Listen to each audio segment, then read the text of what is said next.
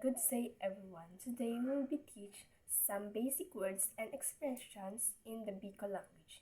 But before we dive into the lesson, let's take a quick look at the history of Bicol region. Bicol, Bicol are called Ibalong that has different interpretation.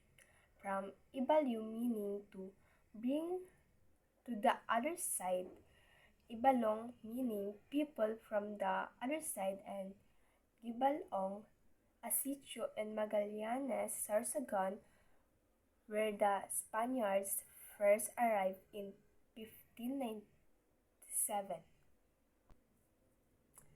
The Bicol region, also known as Region 5, situated in the southeastern part of Luzon, and it composed of 6 provinces: the Albay, Camarines Norte, Camarines Sur, Catanduanes, Masbate, and Sorsogon. Good morning everyone. So this is Conexon it is well known for the iconic Mayon volcano in Albay, famous for perfect cone shape as well as its flavorful and spicy dishes. Such as laing, Bicol Express. The region is also the home of vegan of Piña Francia. The Bicol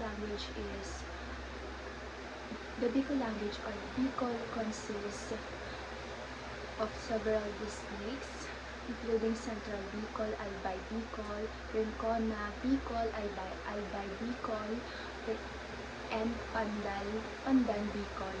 While there are variations, these dialects share many common words and expression which we will express today.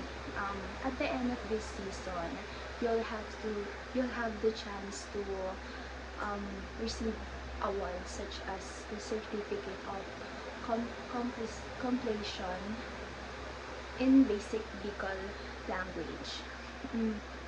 The basic Bicol language proficiency awarded and the achievement award in Bicol language learning. Disclaimer: this video is for educational purposes only and cover only the basic and common words in Bicol.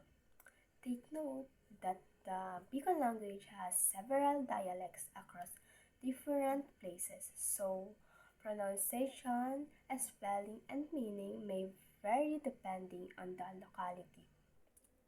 The content provided may not cover all variations or advanced grammar.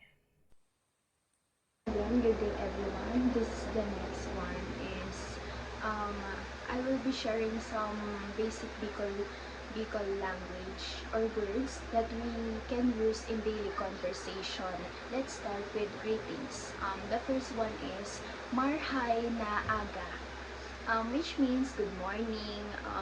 The word manghay means good and aga means morning. So when you greet someone with marhay na aga, you will wishing them a good start to their day. The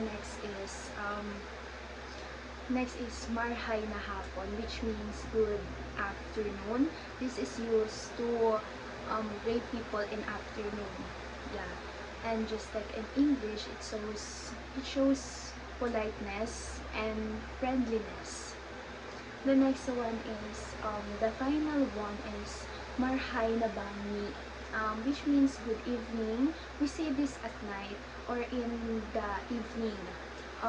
When meeting or welcoming someone for Bicolanos, these greetings are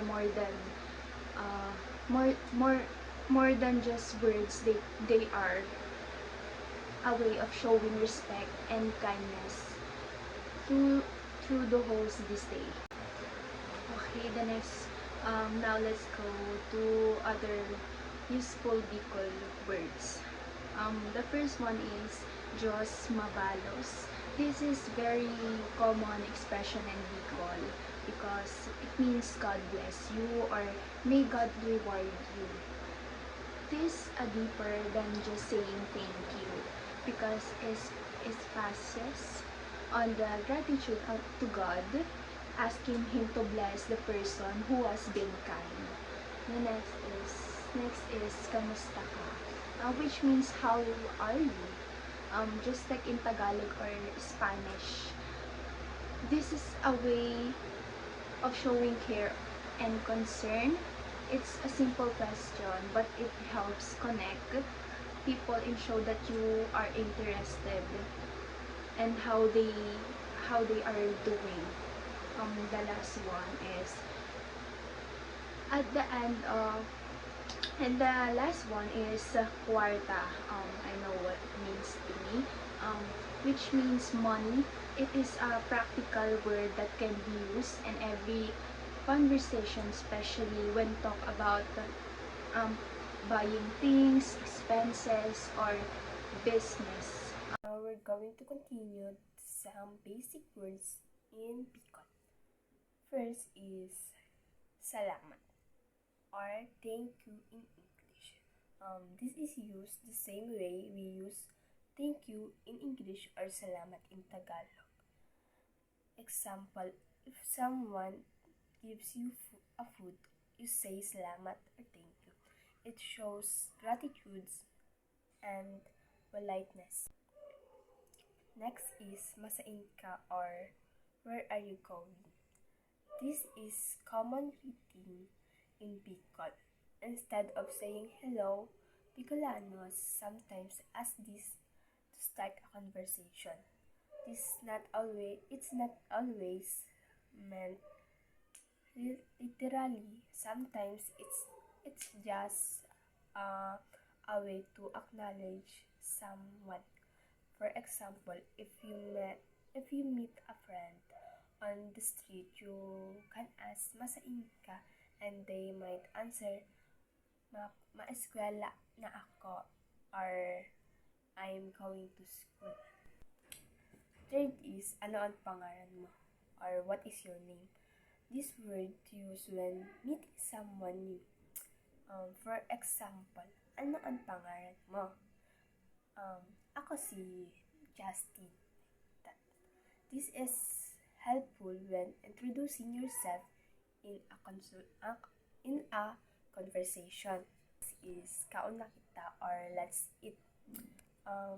This phrase is usually said before meals to invite others to join.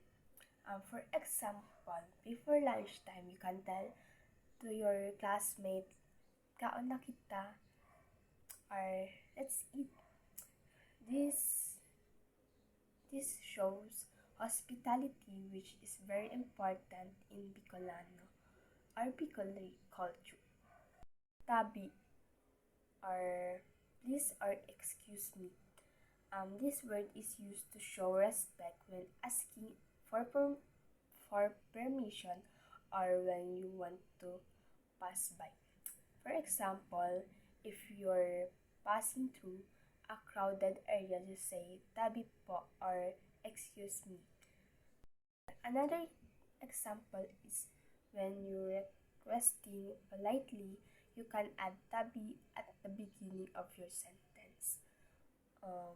It reflects the politeness and respectfulness of Bicolanos. Lastly is magayon or beautiful. This word is used to describe something or someone that is beautiful. For example, magayon ang burak. The flower is beautiful. Burak is like bulaklak or flower. So next example is magayon ka means you are beautiful. So in summary, these basic Bicol words are not just for communities. They also reflect the culture of a Bicolano people. Their greeting shows respect and warmth. Their expression for gratitude shows their deep faith in even simple words. Like Kwarta reminds us of how language connect to daily life. Learning these words is a simple but meaningful way to understand and appreciate the Bicol words for Bicol language and culture.